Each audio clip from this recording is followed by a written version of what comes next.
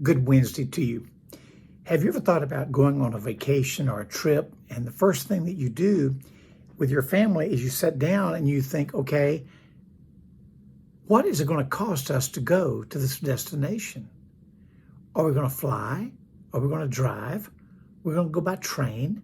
How much is this going to cost? How many days are we going to spend at this location? Are we going to the beach, to the mountains? What is the cost of this? Do we have enough clothes that we can wash and take with us? Will we have to buy additional clothing while we're there if we're there so long?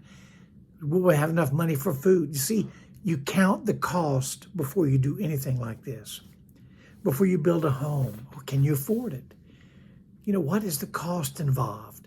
Resources, time and energy and ingenuity, commitment.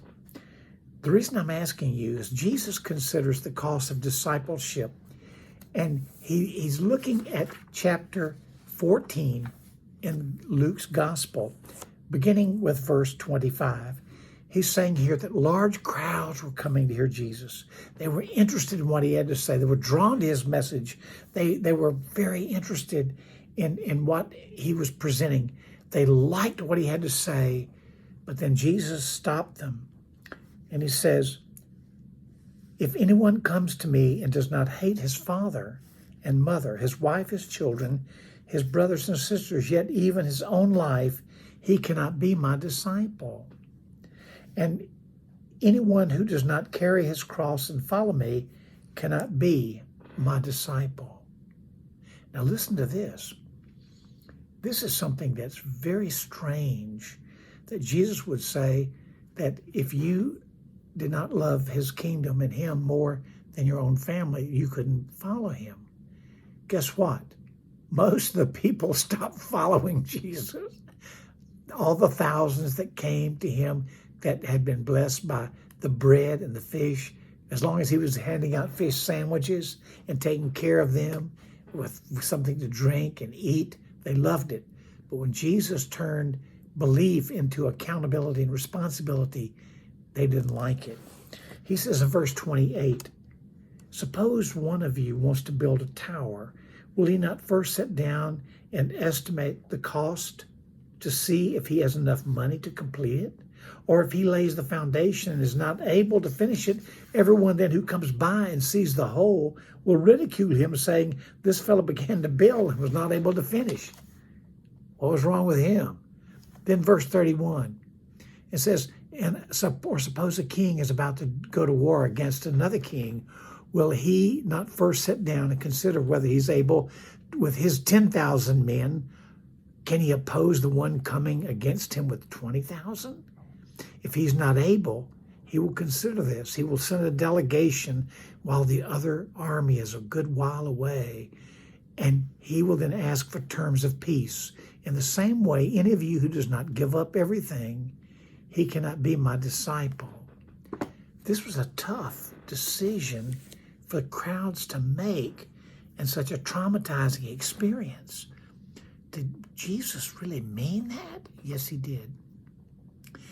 But he told them this at the front end rather than letting them learn at the back end of what it took. You see, when you're beginning something and someone gives you a dose of reality, it startles you. All of a sudden you say, I can't do that. And at that particular point, you can't. But you take a look at Simon Peter. Simon said, I'll give my life for you. This was before he was betrayed and taken and then sentenced and then crucified. But when the chips were down, before the cock could crow 3 times, Simon denied Jesus 3 times. What he did is Simon wrote a spiritual check that his faith could not cover and could not cash in on. I want you to be aware of something. Jesus calls us to give our life to him, everything. Not that he asks us to give our life. Are you willing? Are you willing? And that's a tough decision. Some days we are, some days we're weak. What is your day like today? How strong are you?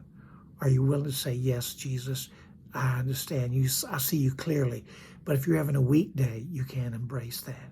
Pray with me. Father, whether we're having a strong or a weak day, the commitments that you gave as teaching of what it would require to give and to follow, it's hard for us. It's a hard teaching, but we get it. We understand, Father. And accept our brokenness and our weakness when we're weak. But Father, accept our strength when we're able to give it and know it and own it.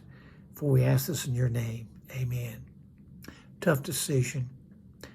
Following Christ is tough. It's not easy. But I'm so glad we don't have to do it by ourselves. He's made a way because he said he'll never leave us nor forsake us. And because of that, I can find strength in saying, I'm ready today. But don't ask me tomorrow because I may have a bad day. And we're going to start our devotion off with that tomorrow. God bless you. Make this a wonderful, wonderful day for Jesus Christ on Wednesday. God bless you. Bye-bye.